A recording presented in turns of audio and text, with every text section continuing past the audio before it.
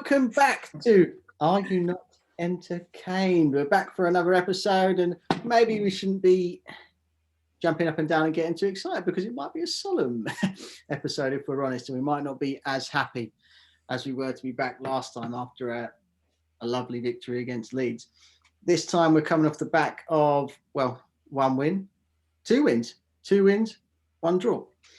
But guys, how are we? Oh, actually, subscribe, like us, love us, please be our friends. We always forget to beg at the start of the video, always at the end, when everyone's already gone. So we'll go at the start. But how are we, chaps? Ollie, you're in isolation. How are you, friend? Yes, mate. Yes, I've been in isolation for the last week. Someone I saw last Friday then went on to test positive for coronavirus, so I have to isolate, unfortunately. But I've been absolutely fine. I've obviously either not picked it up or haven't got any symptoms or anything. So I feel good. But back to work on Monday. Back to normal, hopefully. But yeah, it's been a weird week. Just you can't go out and do anything. You can't even go shopping. Anything like that. So you've got to sit at home and do nothing. You're not allowed to walk the dog or anything like that. So it's weird. But the dog is punished as well, which isn't fair.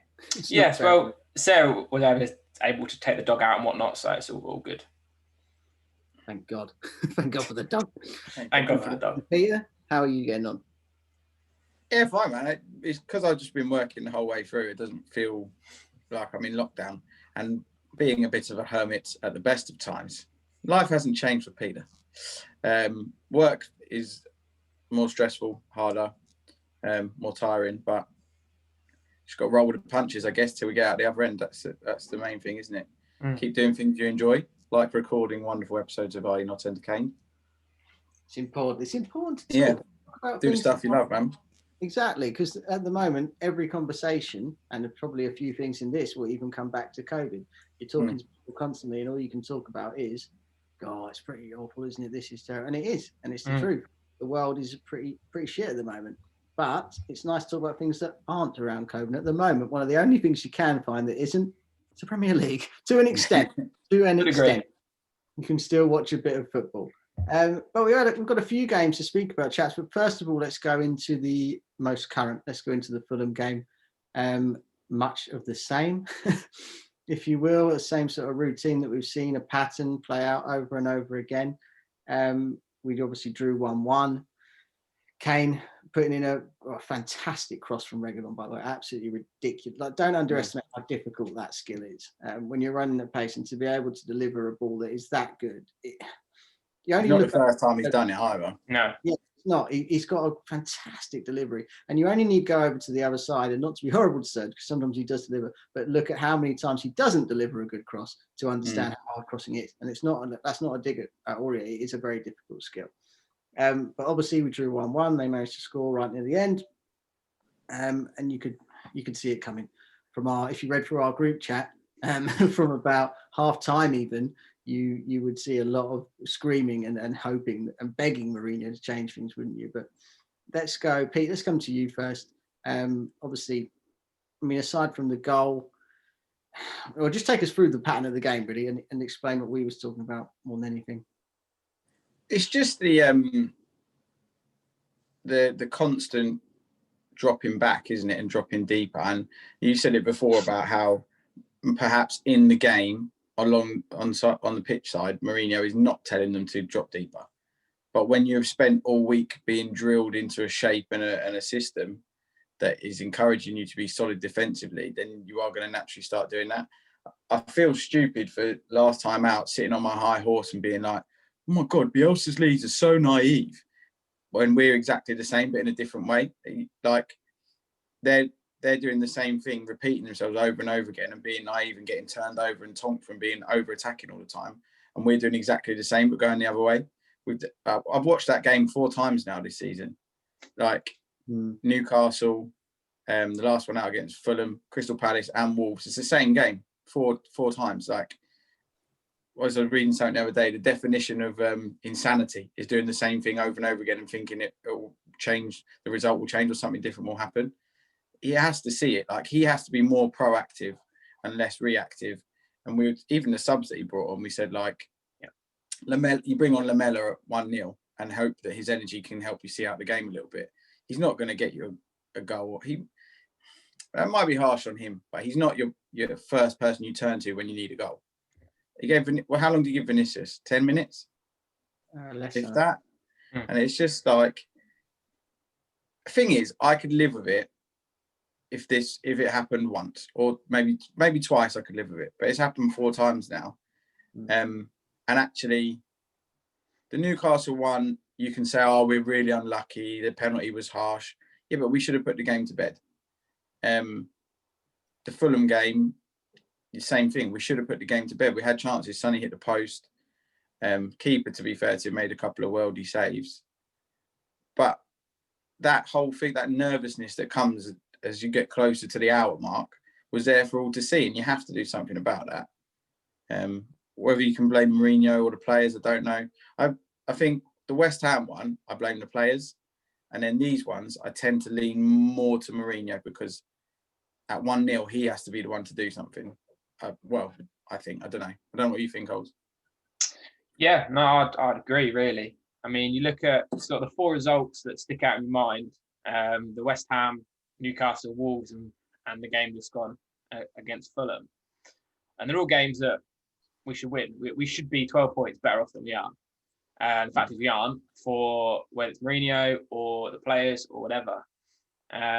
It was interesting, again, Mourinho, after the game, was talking about sort of like individual mistakes almost. I don't know if he was calling people out, but it was more of a case of like he was sort of highlighting the fact that individual errors are costing us again. And there's one player who's played in all 4 of those games, and that is Sanchez. And you've got to question his role in that. If that is Mourinho's calling people out, then he's going to see that he's the one player that's played in every game, and every collapse we've had, he's been in the sort of heart of the defence. And you look at the goal that we conceded against Fulham, and Sanchez got a lot of blame, and I don't particularly blame him. I'm more annoyed at Aurier and Sissoko on the right side, who just haven't tracked back at all, and it's pulled Sanchez into the right back position. And then you've got Dyer and Reguilon, only 2, and Højbjerg, who did drop in. And then Dyer gets beat in the air by a lad who's 5'5". They are individual mistakes rather than systemic mistakes, I think, personally, to a degree. But at the end of the day, only one person gets blamed in football, and it's always the manager. But that isn't disagreeing with the fact that he should have changed things early on. We all said that. And like you said, Pete, there, with the Lamela sub, yes, it was a good sub, but it needed to happen before Fulham scored, not after they scored. After they scored, you've got to look at your bench. You know, Gareth Bale, Vinicius, Dele Alli even.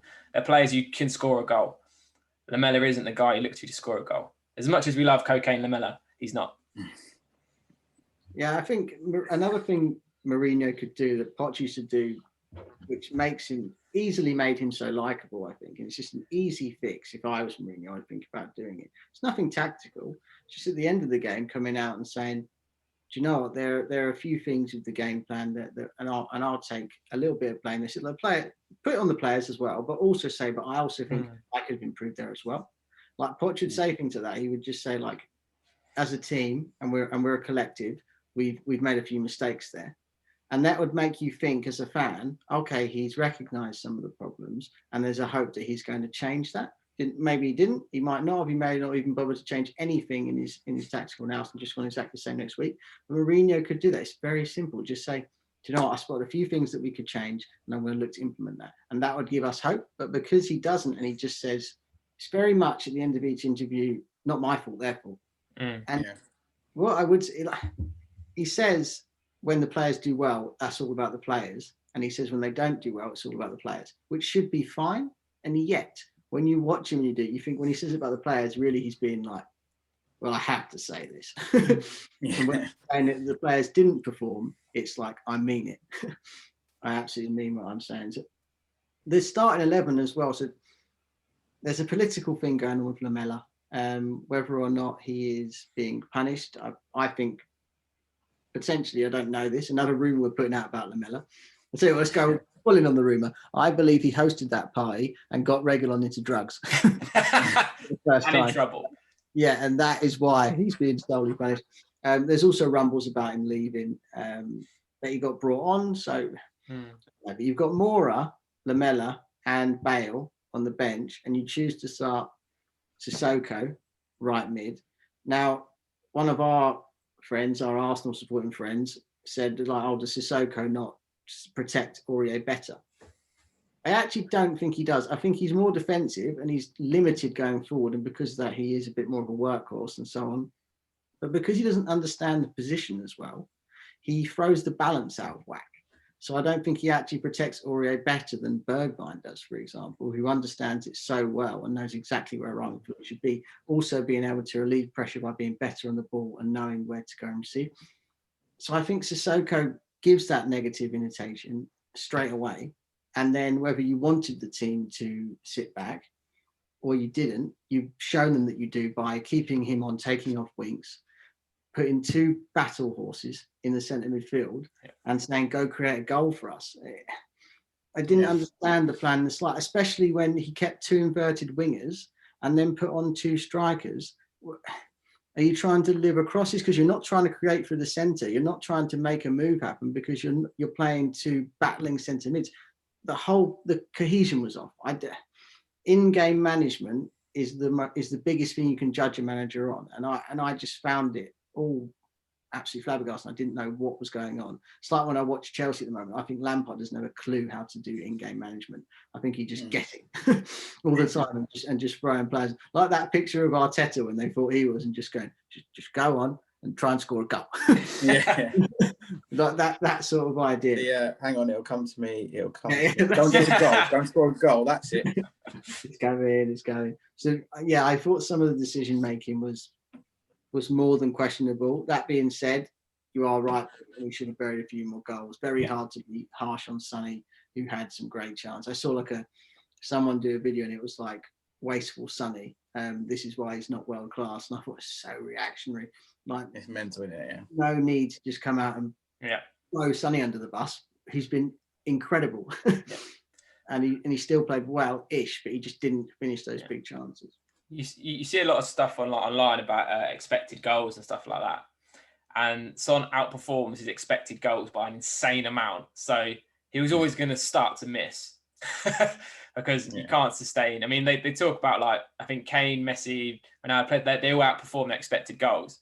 And they say that's because they are elite strikers and do what they do. So you can argue that for Son as well. Obviously, you put him in that category. But at some stage, they're going to miss him because, you can't have two chances a game and score two goals every week. Like, that's just not possible. No, exactly. But yeah, I mean, he does hit the post, doesn't he? It was kind of a weird one. It was like he was lucky. If he'd have gone, he'd been lucky because he scuffed it. Yeah. Because it missed, he was unlucky. So it was like an unfortunate moment which could have gone either way. And if it goes in, we're probably content. It's a win. There's still the slight worries, and it probably becomes a bit of a psychological thing now of the players of like, if they are just 1-0 up, it's going to be in the back of their head constantly. And that problem of sitting deeper may even more so happen because they're so worried about it. It's quite interesting. Like, I know you said in the group chat, Pete, that you said it feels like the other two games that we were 1-0 up and drew. And me and Jez were both like, nah, it feels very different this time. And then about 50 minutes later, we're like, oh, here we go again. Because it literally, we actually looked quite good in the first half of the second half. And then as the half wore on, we didn't score. I think Son missed that chance. And it's almost the players went, no, that's it. We're just going to fly back. And then we conceded. It was around like 60th minute, wasn't it? He said that. And I was like, no, I don't agree. That you were the same. I think we're still pushing for the goal. And then, there was a moment when we put in, it does start to feel that way. Exactly. And also, it's frustrating, isn't it, I suppose? It is. And when Tanguy comes off, why not give Dele a go? Or just keep a bit of creativity, someone who's actually going to try and have a bit of a spark. Even at that point, I wouldn't have minded Lamela coming on. No, exactly right. Someone who's a bit more creative and actually will try and be a bit more progressive. So his substitutions to me and even the starting 11 tells the players to be a bit more defensive. So even if that's not what comes out of his mouth, you've shown it with your actions. So yeah, it's a tough one. We don't want to obviously slam on Mourinho, but it's so easy to dislike him, and that's the problem. That is a big problem. But let's come away from that, chaps, if you're happy to come away from the game and go into... Just talk about Brentford. More than happy to forget about it. Yeah, let's go to the positive one. Let's go to we're in a final. We're going to be in a final. It's in the back pocket. It's there and it's ready. What did we finish? We beat them 2-0. Who predicted that? It was me. I don't know, Jez. Who did predict that, mate? I can't think of who that was. Ollie, if I may, if we could have the predictions that everyone made for the Brentford game, that would be great. Do you want me to run through them, Jerry, or do you just reaffirm the fact that you were correct yet again? Go through them, but most importantly, say the one that was correct. So we just had 3 predictions for the Brentford game. Pete went for 2-1. Unfortunately, was incorrect. I went for 3-0. I thought we were going to win 3-0 when we scored the second one, but it wasn't to be. And of course, Jerry predicted it bang on 2-0 to Spurs. Obviously. I did, yes, I did. I was the width of a knee away from being almost correct there. You were, but Pete, one got disallowed. We would have probably lost. So you've been correct, but the wrong way around. What did we think of the VAR decision? And VAR coming into play as well. Like just from that round, the VAR came into the League Cup. Yeah. I think in terms of VAR being in the competition, same with the FA Cup, I think it's either all in or not at all. Because I don't think you can go, like when we played Marine, because of the facilities, there was no VAR. But you can't then have a game at the same time in the same round in a Premier League ground where VAR comes into play. Yeah. Let's say that they say it goes badly for Spurs and then one gets disallowed, that they should have gone through and we end up winning 1-0 or something, and they should have gone through. Had they played at the Spurs ground and VAR had been there, then you could say, well, they'd be in the next round. That would have been a massive, massive moment for that football club. You can't do that. I don't think you can't mix and match in a competition. I think it has to be all the same. So it's either all in or not at all in a cup competition, because I can't see how you. It's like changing it's like saying to one team, offside is allowed in this game, but not in this game. We're going to change the rules completely by taking it out. So I think it has to be in there. In terms of their one, I thought it was really, really, really harsh. But that's what VAR's there to do. And I was watching an old clip of Gary Neville talking about VAR, and he was saying it's there to get the ones that are an inch wrong. It's not there to check for ones where people are 2 yards off and the linesman's not done anything. I mean, it will do that, but it's there to go to the finest margin. So if that's what it's there to do, then so be it. I felt it was harsh, but we'll take harsh, it. Right? Yeah. Yeah, I actually don't agree, Pete, on the point of VAR has to be in the whole time. But in my head, so normally they do the semi-final at Wembley now as well, don't they? They do semis and final. FA Cup, I think, mate. That's the FA Cup, yeah. For the FA Cup. If they did that for the League Cup as well, or even just for the final, I wouldn't mind them saying, look, VAR happens when you get to Wembley. Because in all the previous rounds, you started the game. It's not that they've done it in the game where you've been surprised by it. It would have been said when you get to the final, and that might actually be a good thing for, let's say, a lower league club or a championship club who doesn't always have VAR. I don't know. They find themselves in a final, and they've got VAR. I don't see it's too much of a problem. But that's different, though. That's a one-off game in the final where that's fine, or a semi-final where you're playing in the same stadium. In the third round of the FA Cup that we've just had, you can't say so many of the games do have VAR and so many don't. Was that the case then, was it? Yeah, because it wasn't at Spurs, but it was in the other. It was if you're at the Premier League grounds, I'm pretty sure they had VAR. Don't know that. I didn't think that was the case. You have to check that. Have a look. I know it wasn't in the Carling Cup, the Carabao Cup, whatever, was it? I don't think. No, there was only VAR in the semi-final and the final of the Carabao Cup. Yeah, I thought it was in the FA Cup. We'll have to check. And find out. And if I'm wrong, I'll say, fine, well done, you did it the right way. But if I'm right, then they shouldn't be doing it like that. I don't think. Yeah, no, I agree if that's the case, but I did not think that was. I thought they were doing a similar thing and coming to the semi-finals, and then they were going to have on another change of the rules, which I thought was strange. Was the 5 substitutions that only appeared in the semi-final, and the reason I thought that was weird is because apparently they voted on it, the 4 teams. And why would Brentford vote for that as well? Because they did. They said they were happy for it. It was it had to be all 4, and all 4 said yes. I don't understand why Brentford would want that. Why they would want to have 5 subs against us when we clearly have a bigger squad and we're going to make more use of it. No, Pete, you were right. Sorry, the VAR thing. Eight of the games had it, and the others didn't. Yeah, I agree. That's wrong. Yeah, that's dodgy. Bloody despicable. No, I do think that's wrong. But we'll roll through the Brentford game. I mean, we're into a final. We've got it in what are the benefits of that? Because in my head, I think, you've got a final in the back pocket. Do you boys think it's better that we're not playing it sooner than later? Do you think it's better that it's in the future and we're just thinking, we've got a final to look forward to? Or do you think it would be better if that final was closer, like it normally would have been? I think I'm a bit worried about City because they're starting to turn it on. So the longer that goes on, that's going to be worse and worse for us. I don't know. I think at least when it's in the back pocket, like if it's in a couple of weeks, you'll be sitting there thinking, oh God, I don't want to get injured. I really want to play in that cup. I know it's the League Cup final, whatever, but these players want to play in cup finals. So if it's in 2 weeks' time, the nearer you get to it, the more likely you are to not pull out of challenges and stuff like that. But it is in your head, isn't it? You don't go into a 50-50 with as much force as you would do, thinking if I get hurt here, I'm not playing. So I think that might be of a benefit, but I don't know. 6 of one, half a dozen of the other. For me, I don't think it matters too much either way. Yeah, I think you'd much rather the opportunity to play in a stadium in a final with fans than not. Yeah, I think that's for me. So for any player, I think you'd rather wait just to see what happens. If it is the case and you can't play with any fans, then you'd be doing that with season anyway. But if there is an opportunity for there to be fans, it's got to be taken. Yeah, and I agree at that point. The only way I would think about it possibly being better to have happened sooner, which I don't, but like playing devil's advocate, it's high risk, high reward, isn't it? So if you won that final and it was like in a couple of weeks, you won it, suddenly you're like, we're winners. And the team would get a huge boost and you'd expect to get that, moving forward. But it's also good to have it in the back pocket, and it's to a lesser extent, but constant there, and it's safely there.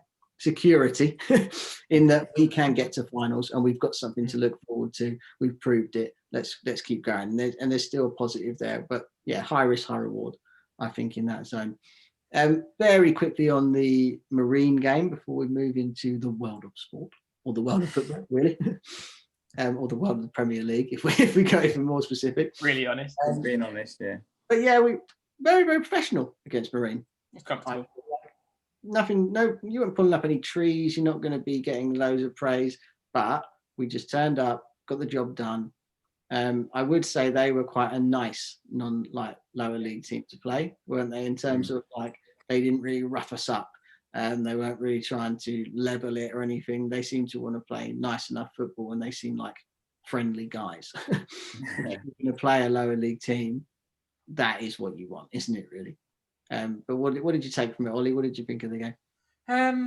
It was nice in terms of the story of them getting to play a Premier League team from sort of that 8th tier in the leagues. We all expected us to win. We were all a bit worried that we weren't going to win because of Spurs, but in the end, 5-0 was comfortable. If they'd really pushed in the second half, they probably could have scored more, but there probably wasn't a need to. So keep the ball moving, keep hold of the ball, and I think they had that one shot, didn't they, where they hit the bar, and that was pretty much it. Yeah, what a strike! But it's a strike from the boy, and he was like a plumbing apprentice or whatever, and something like crazy. That. But it was nice to see some of the young lads play. We obviously got the goal from Alfie Devine, which was good. He looked really good, to be fair, for 16. I quite liked afterward. Mourinho sort of said to him, "How's Alfie been?" And he was like, "I've got no idea. He's back in the academy now." So you kind of think like that. He said he needs to get put back down to earth a little bit, which I respect, and that's pretty cool. But yeah, it was day out for the players, something different, but something they probably quite enjoyed as well. Again, probably humbling for them, which was quite nice. Did he break a record, Alfie Devine? Is he our youngest? Yeah, youngest goal scorer and youngest player ever. Yeah. So good. And it looks good. You said, Pete, didn't you? You didn't like the commentary of, look at his little face. Dion Dublin, just go back to Homes Under the Hammer, mate, because you are not good at football commentary. Not anymore. So bad. He started talking about at one point there being a strawberry in someone's glass of Prosecco, one of the fans. Yeah. It's like, get out, Dion. You've lost it. You've lost the plot. Yeah, it's strange, isn't it? He can go in a bin with Danny Mills, mate. Danny Murphy. Danny Murphy. Mills Sorry, out of this. Danny Mills is awful as well. Sorry, Danny Mills, friend of the show. You leave him out of this. Danny Mills, he's a big fan of the show. Unlike Danny Murphy and Dion Dublin, who hates us. Despise us. But if we're content, boys. Oh, one last thing on the game actually that I liked in the Marine match was all the fans in their gardens, just like with the prosecco. Didn't have to the numbers on the fence. Yeah, that was the best bit. The numbers on the fence, so that you know whose garden you've kicked it into. So when you go around the other side of the street, you can knock on the right door. I think that's quality. So good. So good. And the guy with the cardboard Klopp. Klopp. That was odd. Very odd. They're in Liverpool, aren't they? Or they're near. Yeah. I always think with those games though, like you're damned if you do, you're damned if you don't, are you? If you turn them over and get into double figures, everyone goes, "Oh, you bunch of arseholes." And if you struggle, everyone goes, "Oh, you struggled against Marine." Like you cannot win. I feel like we did a pretty good job of 5-0, middle ground. Everyone was nice. They all gave their shirts out and stuff, and had chats with the players and that. So yeah, I think we did all right. It was the right way to go about it. Went through unscathed, safely. Yeah. Next round. And we have Wycombe Wanderers, and then Everton, possibly Everton, or Sheffield Wednesday. Boys, did you do it? Just quickly, one more thing in the Marine game. My mental process with the whole thing was, I was going like, "Oh, I'd love them to get a goal, man. Imagine that for one of their players. Now, fuck them, let's get 10. Oh, I'd love them to get a goal. Now, let's murder them." Like, I just kept going up and down. I couldn't decide what I wanted to happen in the end. Yeah, I mean, the more I thought about it, the more kind of crazy the whole thing thought that we might lose, because even if it got the last 20 minutes, like our players, they're elite athletes. These guys are like bin men, plumbers and stuff. And in terms of just fitness, it's going to be better. And I was like, if we needed to, we probably could have scored 5. And do you know what I mean? Like, it was just kind of crazy. Mate, we are part of as Spurs fans, we are part of the problem. We say it all the time. We are. And they're old, intelligent, crafty striker up top, didn't they? Who's definitely played in a few higher leagues and tried to. He was the only one who was like, "I'm going to kick a few." Tried to rough up. He ripped Joe Rodon's undershirt, didn't he? Exactly that. Yeah. I loved Rodon, by the way. He looked good. He's a proper warrior, which see him well enough to get a chance. Because if Valdivara doesn't play, Dyer and Sanchez just don't work. So I think Rodon needs a chance with Dyer personally. I think Valdivara played against Fulham, I don't think we lose. I don't think we concede. Yeah, it's an interesting decision that I wanted to touch on actually.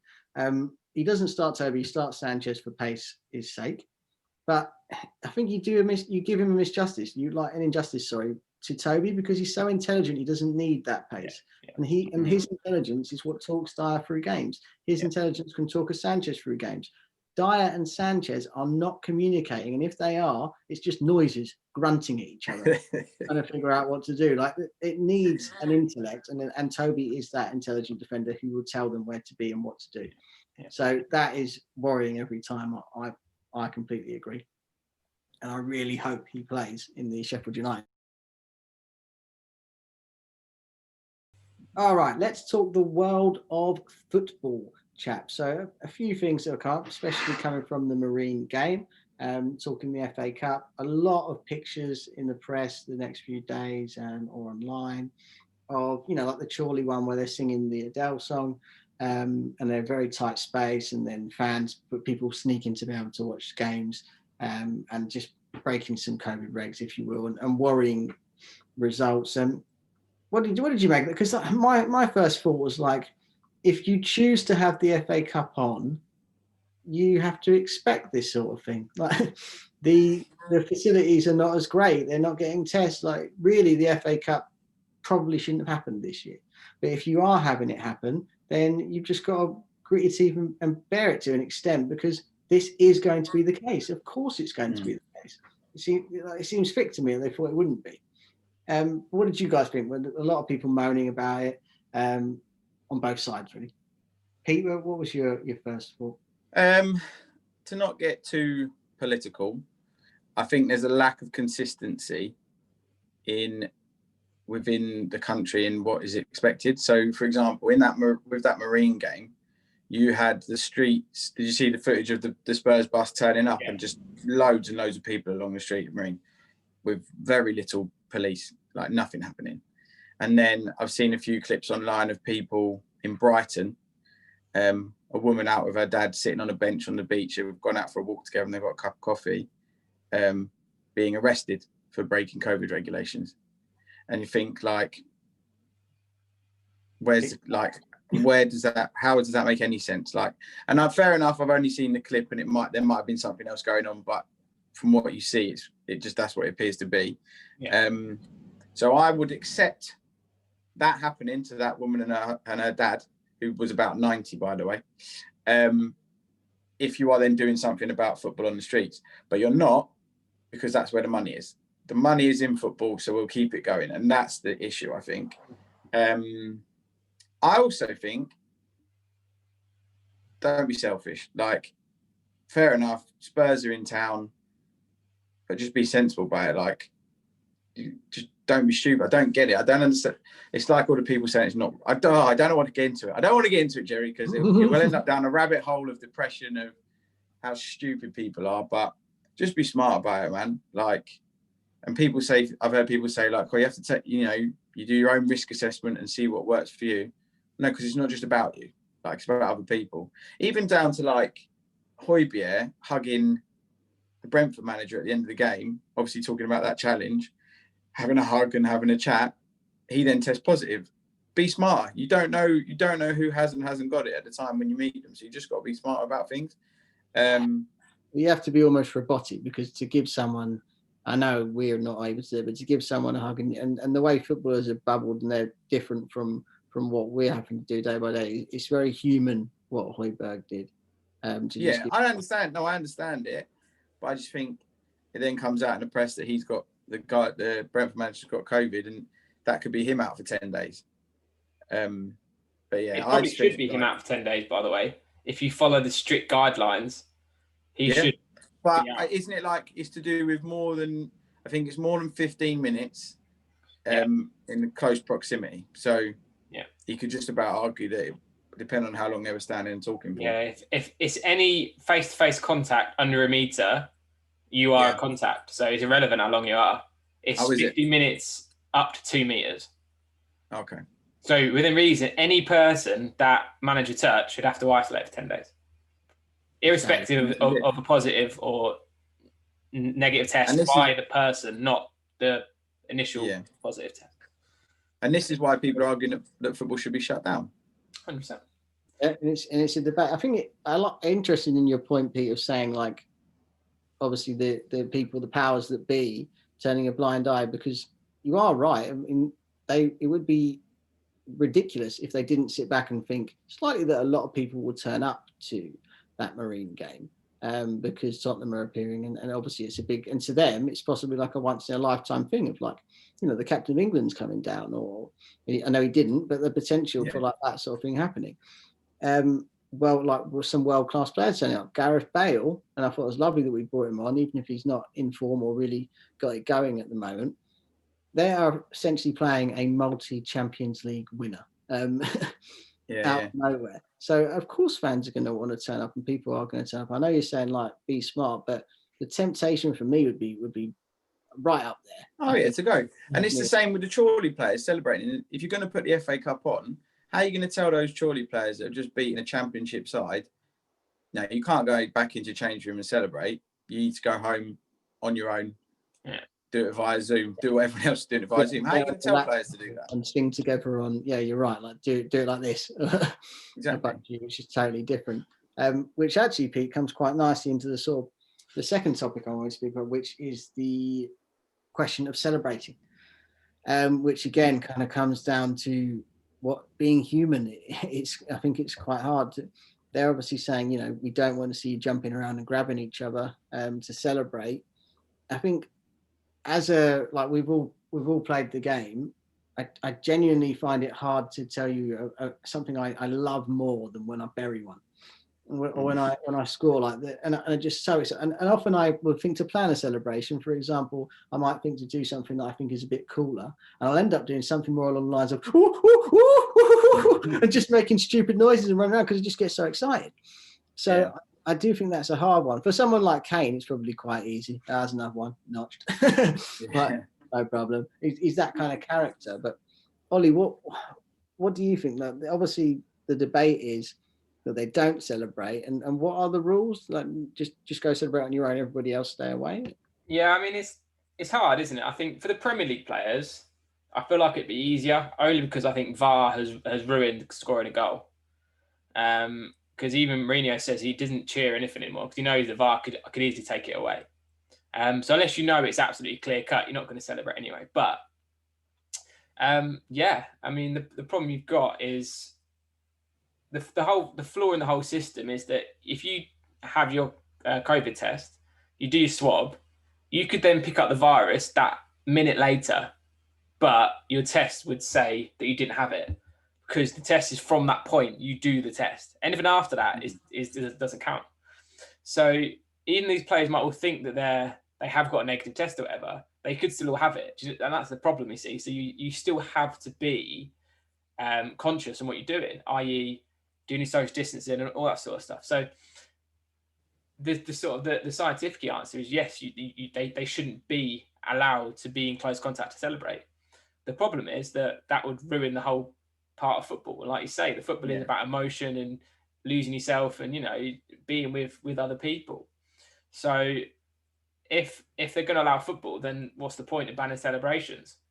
I also think, like, I don't even think that comes into the thinking. What's in terms of they're not celebrating thinking, well, it's all right because I've got a negative test. Yeah. They're not thinking about anything other than what a fucking goal that was. And let's be fair, you look at the football players, they've all got fresh haircuts, so they're not doing it themselves. So they're already breaking the rules anyway. So not that they should be allowed to, but you're not seeing Harry Kane and that with like long hair like what the rest of us have got. Do you know what I mean? Like they're getting haircuts and they're getting fresh fades and all that sort of stuff every week.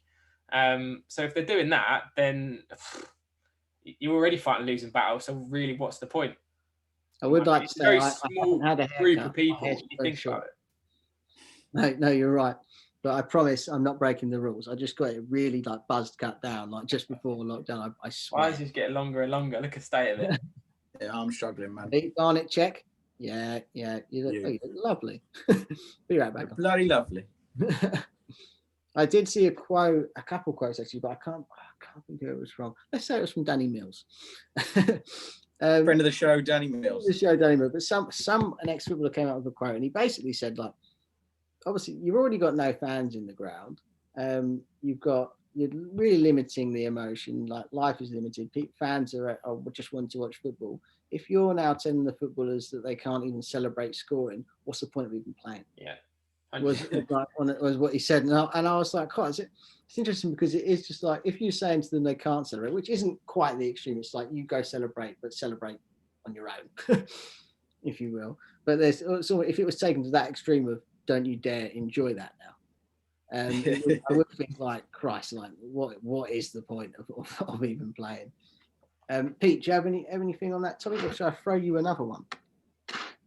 No, I don't want to get any more into that topic of COVID. I'm sick of talking about COVID. No, fair enough. So a little clip came out. I think, Ollie, you found it put in the group. What is it Mourinho's heard to say? It's like a training ground clip, isn't it? And you can't see it. What he says, I've lost it now.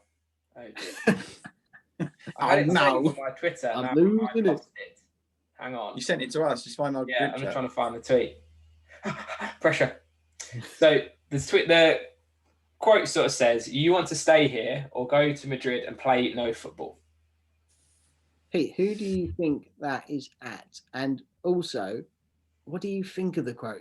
Say who the player is, and then I wonder if you think that's actually going to work or motivate that person. I think it's probably Gareth Bale. I'd guess. Because, well, it could be anyone who's been linked with Real Madrid, but I haven't heard anyone being linked with Real Madrid. Son's the only one linked with Real Madrid. Hey? Son's been linked with Real Madrid.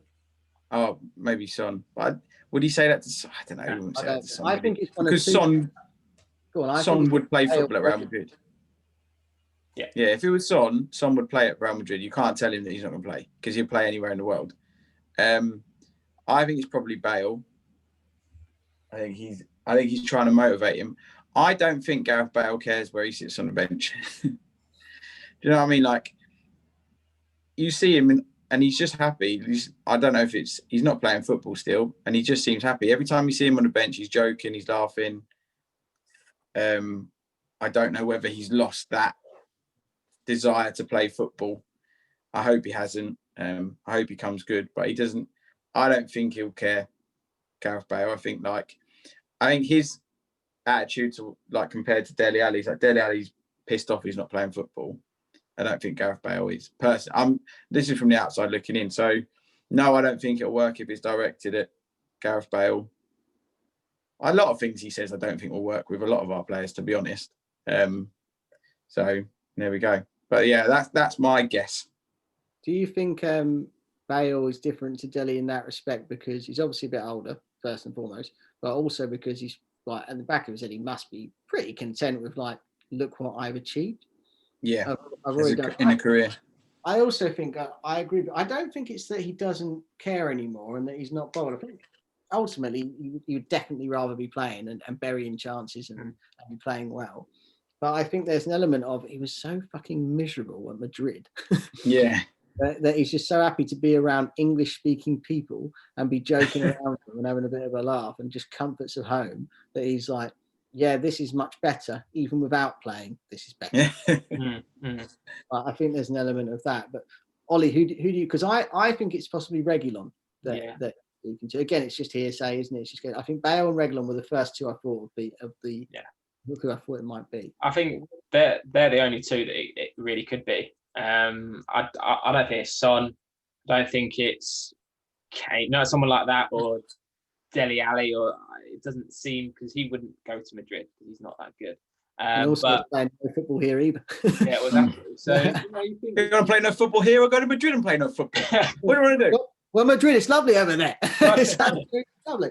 Speak to Gareth, it's not that nice.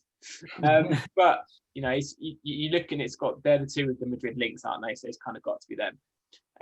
Maybe he was on the phone to Sergio Ramos. Ooh. If it is Reguilon, that's really interesting though, isn't it? Because Madrid have got this buyback clause. He's playing really well, but the ultimate decision lies with Reguilon. So if he wanted to go, he could go. If he didn't, he can stay. Basically, that's how it comes down. The next 2 years, he's got a lot of power on where he plays football. Madrid can offer him, I think it's 5 million more than we bought him for, so it's probably 35 mil, something like that, 30 mil, which is a good price for a player of his quality. But he could basically choose to play for us or go sit on the bench in Madrid, which I feel like is the message behind the quote. That makes sense. It's like, do you want to play? Yeah. You sit on the bench in Madrid, basically. I think my mindset personally would be you've laid down a gauntlet. It's like a challenge, and I think Reguilon would back himself to go back to Madrid and start for them. Actually, I'd back him to do it. I'd back him to do it now, let alone in 2 years' time. So it's like Mourinho mind game, isn't it? Like, how can I try and convince this player he's in a better place? My personal style would be to look at all the positives of the Premier League, etc., and play on all the good things that are happening around the club. In terms of, I know it's going to be harder at the moment because it's a shit world, particularly a shit country. But to play on, look at the teammates who's loving, get him around the people he really enjoys, and just really make him feel special part of the group, as opposed to, do you think you're good enough to start for Real Madrid? Because my brain would go, obviously it's not true for myself. Yes, I am. Yeah. Yes, I am. I can go. And I would then question, if he doesn't think that, I would question his. You can't become. I don't think you can get to being a professional footballer and not have that attitude. Do you know what I mean? He seems a proper confident chap, doesn't he? He's one of my favourites. He's very. I love him. I loved him absolutely creasing at Dele Alli falling over. Failed, to be fair, throwing up the yellow card. Yeah. The two of them are just having fun, Peter, but in different ways. They're having a lovely time.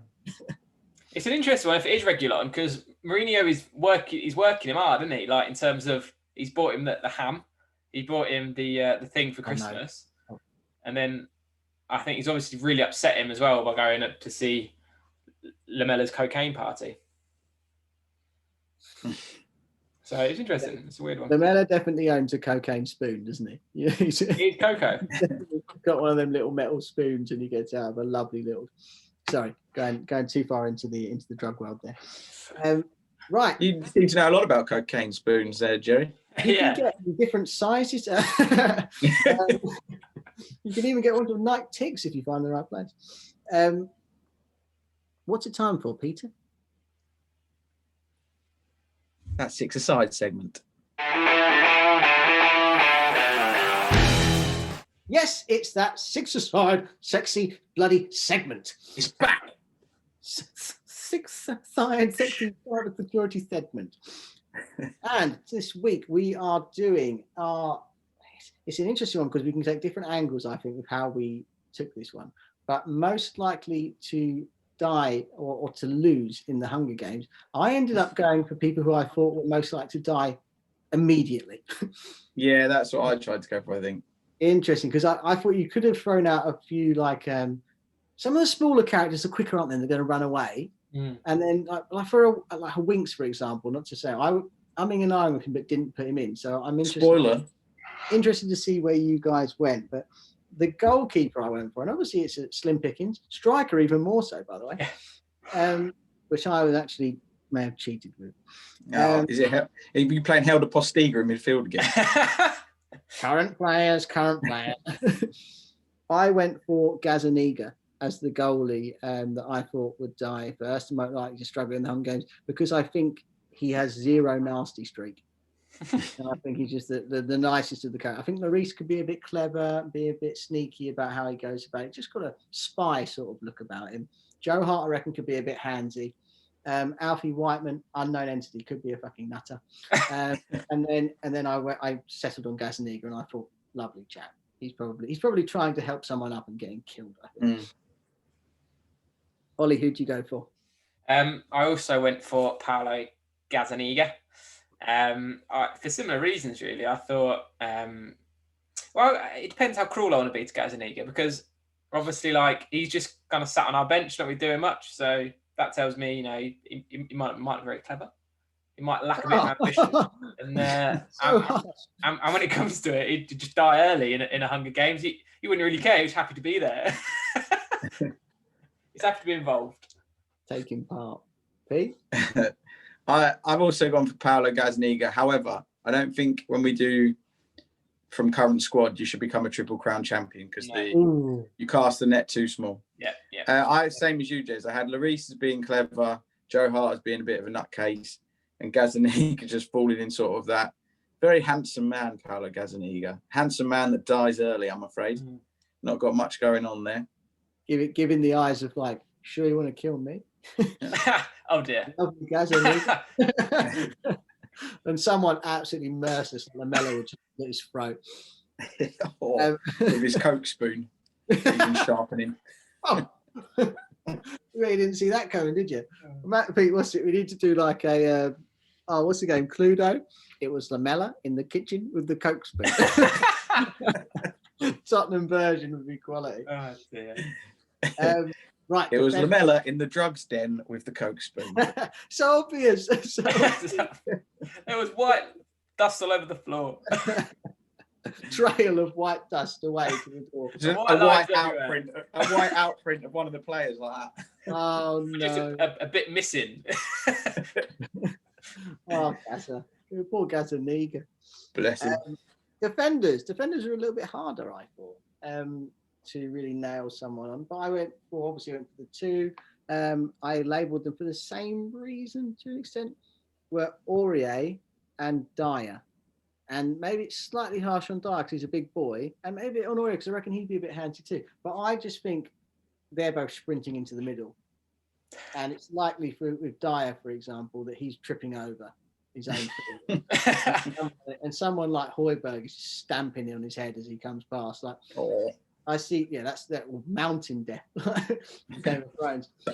That's the sort of thing I see Højbjerg doing. But I saw Dyer being clumsy, running into the middle and like dropping the weapon as he tried to pick it up or something, and someone just taking him out. And Aurier, I actually see him getting betrayed. By Sissoko or something. I like Sissoko. I reckon Tanguy, Aurier, and Sissoko are coming together, and it wouldn't surprise me if Tanguy and Musa were like, Should we bump him? should we just get rid of Serge? Because he's too noisy. He's getting us heard. He's getting us spotted. He's not taking it seriously enough. We just have to take him out. So those are the two I went for. That's good. I also went for Eric Dyer, but I went for Doherty as the other one. Something about Doc, he just doesn't strike me as a very clever person. It's so horrible. Why are you caning people, man? I'm not. Well, you're not into Kane, so. Yeah, but I don't know. He's just when you see him on camera, he's just got one expression, and he just looks sort of dazed and confused, and just not aware of what's going on around him. The more I think about it, the more I think maybe he probably could be all right, but I just think he'd die nice and early. Same for Dyer. Nice and early. Yeah. It's just not very bright, is he? Again, I love him. He's great. For Dyer, he'd probably go one of two ways. He'd be the unfortunate one who dies early, or he's the one that's so dumb he just happens to get through the whole way and gets right. Bundles through. He falls on, kills someone. Do you know what I mean? It's that sort of like thing. But unfortunately, he gets it in for me. Cool. I've gone for Serge Aurier, which puts him in with 2 votes, and Ben Davies. Oh, he's too clever. Yeah. Well, so here's my thought process.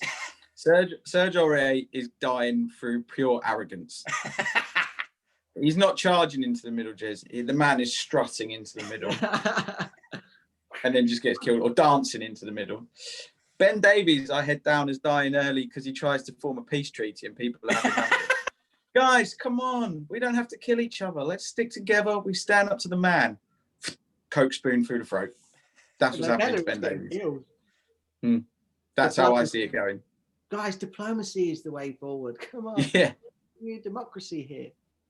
No, Dead. I think Davies is too steady Eddie. You have to keep with the framework of 7 every game or 6.5 and getting around to the middle and then dying. But I like the theory that he would go to the middle and be ballsy enough to be like, guys, come on. So, is it Aurier and Dyer? Aurier and Dyer make it in, yeah. Also, Ollie, I thought about Doherty, but then I thought the Irish are just in general double hard, aren't they? Yeah, that is. I'm looking back on it. I kind of forgot he was Irish. I completely agree with him because I thought he's a bit clumsy. It's easy to do with a name like Matt Doherty. Yeah. Well, yes, it's a very common name in the rest of the world. In Ireland. In Ireland. Right, the midfield. Now I thought there was options here. Here's where you start to have a bit of joy. Slightly contradictory to my theory of like who are allies and so on. I ended up putting Tanguy, and the reason being is I don't see how Lafayette can do his super slow move to the side and avoid getting killed by someone. I realise that in football it's fantastic and it fools people and you can go in fouls, but if you get fouled in the Hunger Games, you're on the ground, you're probably dead. So I put Tanguy. I think he's just a bit too lumbersome, and also he tires after the 60th minute. So he's probably good. Like fitness has got to for come a solid hour. He's winning the Hunger Games, and then 60 minutes in, dead. He's absolutely dancing around people in the middle, like getting a fair few like decent looks, but not killing anyone, but just embarrassing people, and then eventually he just gets tired and absolutely clumbered out. And the other person I put was Jedson Fernandez. I just don't see how Jedson survives. I really spindly. I mean, really, he should be running the other way. I still see him dying early, like falling over off a cliff or something. I don't. Maybe it's because I just think I just see no purpose for him in the team. I think what's like you have to be in the Hunger Games. So I have him dead as a doornail. Fair enough. Ollie? Yes, I also went for Jedson Fernandez. Same sort of thing. You could see him running around like standing on a mine or something and just blowing up, and that'd be it. Just game over straight away. Just a pair of football kind boots. Kind of like his Spurs career, really. He played 2 games, that was it, job done. But yeah, unfortunately, Jedson's gone. The other one, I've been quite cruel with mine actually, apparently. But I've actually gone for Steven Bergwijn. Really world class. Stevie strikes me as someone who likes his stuff. He's a lot of kind of like, nice things. not materialistic, but he's got a lot of nice things. And I feel like putting him in sort of a Hunger Game environment, he would just die very early on. Because the fact that he'd be trying to get his iPhone out and trying to get some technology going on, and it just wouldn't work. Just die. Just turned him into a diva out of nowhere. Yeah, but he's just. I can see it. But you look at his Instagram. He's always got like big chains and gold sort of sparkly things and things. Like the high school girl in all the rom-coms that hates going camping. She's just bitching and moaning about it. Is this glamping? That is Steve. That's how I picture him. You guys said this was going to be glamping. He's got exactly trainers and completely thrown. Right. Yeah, I kind of see it. I've gone for one that was already in and a different one as well. I've also gone for Tanguy. My thought process is Tanguy on the attack would be very dangerous. But as soon as someone went to attack him and he's got to go away, he's very lumbersome. He doesn't really do that sort of thing, and he's getting caught up and killed. That's where I had Tanguy dying. Going on the attack early doors, but then seeing someone coming at him and going, oh no! And then his stupid, like really lethargic run that he does when he tracks back. And then I went for Harry Winks because he has nothing. He's got nothing that says to me, you will survive in any dangerous situation ever. So they were my two. So who Tanguy's in? Yeah. Tanguy is in and Gedson is in. And Gedson. But to be fair, if we end up needing another one, I think Winks probably would have got it. I know I joked about him not because he's steady Eddie, if you will. But no, I agree. Like, how's he surviving? I don't know. No. He'd be a good old-fashioned hider. That's how I think he might survive for a bit, because he is just going to go and find a hole and get in it. Like that. Oh, don't call him a hider, because then people will get on Twitter and start saying he hides in football games as well. Oh no! Oh, no, he's passive. He's bloody passive. He's fallen on his sword. Out of interest, boys, in the midfield, who was two players you're like, absolutely not, they would win? No. Ollie, save it, because we can do. We will do a winners. Okay, we'll do. Okay, fine. I reckon we do that next week, and we'll put it out on Twitter actually, just to get a bit of a. See what people are saying, and then we'll go completely against what they say because they know nothing. The strikers, very, very hard. Well, I cheated. Two. Yeah, I cheated, guys. I should have put this to the group, but I decided that I'd have Sonny, Bale, Vinicius, Kane, Mora as well, possibly as options you could play up front. So I went for Bale.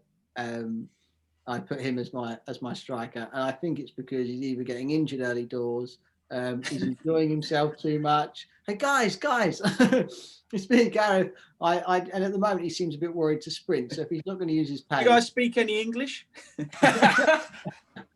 Okay. Not again. Yeah, we do. Come over. Yeah. Dead. I went for Bale. I think it's because I think that Vinicius and Kane would do all right. And then Sonny is rapid, Mora's rapid. So and Bale is quick if he gets his confidence back up. But at the moment, I see him like a. He wouldn't have time to get his confidence up. He'd be dead. Yeah, exactly. I think he's died early on. So I've gone for Bale, which saddens me, but that's so wonderful. Well, I played by the rules, and I picked between Harry Kane or Vinicius, and I went for Vinicius because Kane is so good at shooting. I assume he'd be good at hunting as well. That seemed like a transferable skill. So with your feet to with your hands. Yeah. So that meant I had to pick Vinicius. However, I think he would probably do all right. But given the two, he's got that scar, isn't he, by his eye, which says to me, I don't know. I probably could have. I actually, if I'm honest, I didn't want to be mean to Kane. If I'm totally honest, I thought Kane's the obvious choice because he doesn't appear very clever. Fuck Gazaniga, but never Kane. No, you can't insult Prince Harry. But probably looking at it, Vinicius is probably the better option. He's from Brazil. But anyway, I've gone for Vinicius for reasons just to protect Harry Kane. Okay, protect him. I'm not even going to put Harry Kane didn't even get put into the Hunger Games just to protect him and keep him safe. Exactly right, and as it should be, Peter. I didn't go between Vinicius and Kane. I added some others, and I've gone for Sonny. I know he's quick. Military experience. He's top of his class. Military experience, you're right. But I imagine that he was the worst soldier in the world. He's too happy and too nice to be to do anything. What? He was like the best one they had. Top marksman, but there's no guns. Yeah, all right. Yeah, of course he was. I'm sure they put that in the press. He's the best bloody soldier we've ever had. Look at him, he's great. But I just think he's too nice. I can't see him. The only way he would win is if he outlasted people, because he wouldn't have it in him to kill him. He'd be like, with his knife, like, well, I can't do it. Let's just do a handshake instead. Sonny would sooner kill himself than kill Kane. Exactly. Exactly. You go on, H. You deserve it more than me. But Kane wouldn't be there, Jerry. We know this. That's true. That's true. So we have to pick then, do we? Yeah. We've got Bale, Sonny, and Vinny. I think Vinny just looks a bit too mean. I feel like he'd do all right. I agree. But I understand why you did that, because you were playing by the rules. Yeah, we both cheat. It's kind of on you, Oles. It's on you I would say, to pick between Sonny and Bale. I would probably go for Gareth Bale, because I feel like, much like my argument for Bergwijn, I feel like Bale's got so much money, he didn't need to do anything ever, so he'd just die very early on. Or he would rely on his Welsh friends to help him, and they would die as well. So, yeah, Ben Davies is already dead. He's tried to get peace treaty, so he's behind Rodon. But Rodon just can't head any more people away, so Bale died. Everyone's trying to kill Bale, are they? And Rodon just defending. Just headbutting people all around. Right, let's hear it, Olds, then. Let's hear the six-a-side team that is dying first in the Hunger Games. So these 6 wonderful players will unfortunately not last very long in this really real Hunger Games that we're going to be holding soon, I imagine. But the first person to die in goal would be Paulo Gazzaniga. Poor Paulo. Because he's so dumb, apparently. Sorry? Apparently because he's so dumb, you said. Yeah, not just dumb, Jerry. I just feel like he just lacks ambition in terms of he could probably play somewhere else, but he'd rather just happy just being involved. In defence, we've got very clumsy Eric Dyer and very arrogant Aurier. Who would just both. I can see Aurier strutting out and just getting his head blown off, like 100%. It's what's going to be. In the midfield, we've got Gedson Fernandez, who just has no reason being at Spurs or in the Hunger Games, so die nice and early. Tanguy and Ndombele, who would I like what Peter said actually. He would try and attack people and then panic immensely when he gets attacked himself, and just sort of try and swerve but not actually move, and die. And then unfortunately up front we have the lion-haired Gareth Bale, who isn't much of a lion at all when it comes to the Hunger Games. Amazing. And next week's, chaps, I think we'll definitely do champions of the Hunger Games, and maybe we'll open up a bit more of a segment to it. Let's do less on the show, because I like the idea of the politics of which groups are coming together and who's trying to help us around. That's quite interesting. We could map out how it would go. There's no end to this. We'd have individual factions and see who would create a government and politics and stuff. I love it. And Ollie will definitely, as you say, once it gets big enough, host it. Oh yes, easily. We'll sign them all up and just let them die. And they're all in a bubble, so it's fine. Yeah. They can all up. Yeah. When the money starts rolling in from all the merchandise, we'll host it. But yeah, how much money we got to offer the Spurs squad to do a Hunger Games? Available at no good shops.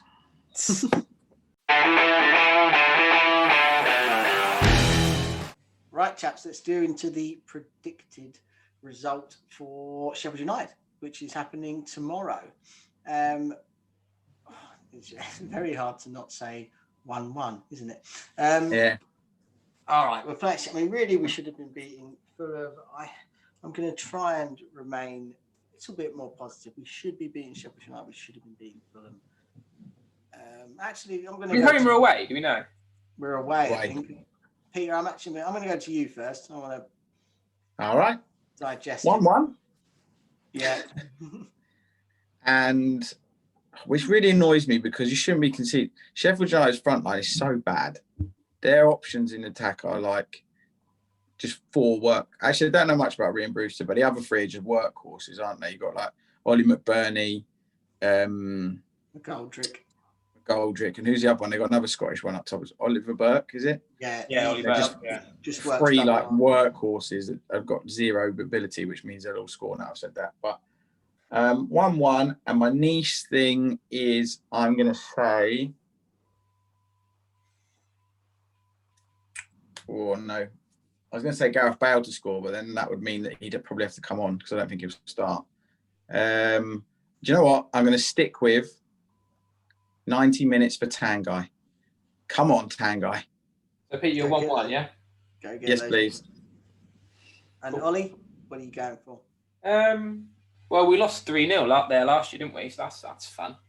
Yeah, we had a goal disallowed, which was mental. Do you remember? Yeah, we the did. One where it got kicked against Moore on the floor and was given as handball. Yeah, it was ludicrous. So, like, you can't predict anything other than a win for me, because they're not. They're playing all right. They're just not getting any results, and the worry is they're going to start picking up results now, aren't they? But I'm going to go 1-0. They're going to do it. They're finally going to do it. I feel like we're finally going to do it. We're going to crack it. They're going to have 4 goals disallowed. They're going to hit the post and the bar, and everything's going to happen. We're still going to win 1-0. That's very niche. My niche. Yeah, 1-0's niche on its own. A disallowed goal for them. All right, 1-0 disallowed goal for them, and we get over our psychological barrier. I will go for. Do you say 2-1, Pete, or did you say 1-1? 1-1. And Ollie, you said 2-1. 1-0. 1-0. I'm well done, Jez. They're only 30 seconds ago. My niche thing is that 4-0, Pete. Just check it. I said 4-6. My niche thing is that I'll listen to I'm going to go for the result that served me well, the 2-0. And I think that we will slight sort of psychological bonus of it will be 1-0. It will, in the first half, it will look like it's going to be another one of those games, and we'll actually be the one to score a little bit later. Right? That being slightly niche. So I'm going to go that we'll score a second goal, or we will score a goal in the last 10 minutes. Nice. It's the niche thing I'll go for, because it's not really happened, does it? If we're honest. Can you clarify? Are we scoring our second goal, or are we scoring in the last 10 minutes? Our second goal. It's got very niche. Good work, Ollie. Good work, Coles. You bullied him into that. Well done. I suppose if we do score in the last 10 minutes, you could be right. But then it could score twice in the last 10 minutes as well. Man, it would have been. But then you'd still be correct. We would still score our second goal in the last 10 minutes. So. Absolutely. So yeah, that's what we're going with. Nice. It's been a pleasure, chaps. I actually thank you for your time. Thanks for the fun. Thanks for the somewhat break from COVID, although we did still talk about it, didn't we? We're powerless to it, as everyone is. Certainly are. Thanks to everyone who listens. Thanks to everyone who watches. Like us, subscribe us, share our content, give us some constructive criticism as well. Lots of love. But not you, Dion Dublin. You can go with Danny Murphy. And also throw in the comments and tell us who you think would have died first in the Hunger Games, and whether you think we got any of that wrong, because I'd be very intrigued to hear some people's thoughts. Right on Twitter as well. But thanks, chaps. It's been a pleasure. Thank you. Are you nice and entertained? By this, yes. By Spurs last. Well, 2 wins and a loss and a draw. No, the Fulham get 1 still in my memory, so no. And on that note, thanks for coming.